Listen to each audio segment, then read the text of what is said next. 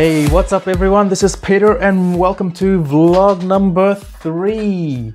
So today I want to talk about your shooting environment. So why is it important to choose your shooting environment? It follows on what I talked about yesterday about finding out who your target niche is, because who your target niche is pretty much determines what kind of shooting environment, where you'll be shooting your vlog. For example, if your vlog is about people who love gardening, then it would make sense to shoot outside in your garden. Then obviously everything will change, like your attire would change. You wouldn't be wearing corporate outfits, would you?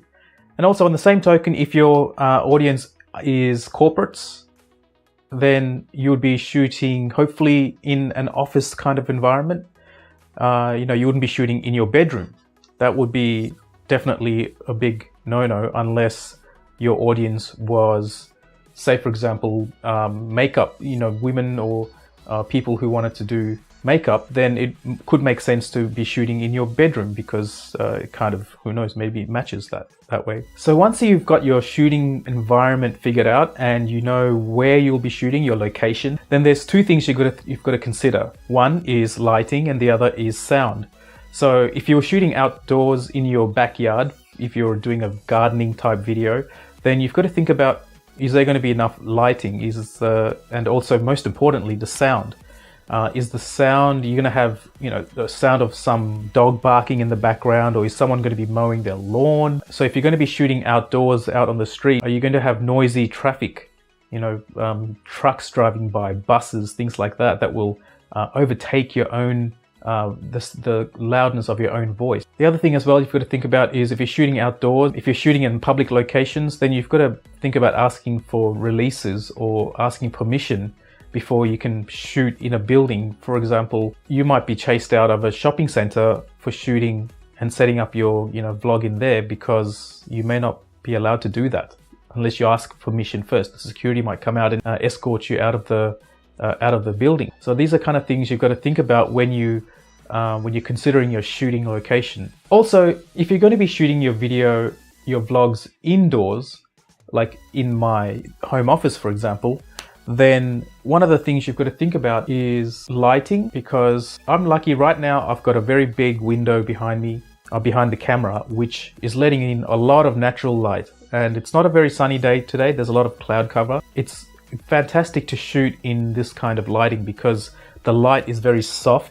It doesn't cast too much of a shadow behind me. I'm not sure if, you can't really see shadows when the light is softened by clouds outside. But if there's intermittent clouds and sunlight, then the change in the intensity of the light can affect the way the camera picks up the image, and that can be a bit annoying to watch as well. So you need to have some kind of backup plan. I remember I was shooting last week, and the same thing happened where I noticed that the sun was coming in and out of the clouds. I had to set up my lights to compensate for the fluctuation. So I had to pull the blind completely down, set up my daylight lights, and go off that. And of course, we're in the middle of summer here in Melbourne, Australia, and one of the things about shooting indoors is the heat. So luckily today it's nice and cool, probably about 20 something degrees, low 20s, and it's perfect. The other day I was shooting, it was pretty hot in here. It was probably about 35 degrees and I was melting my face, and I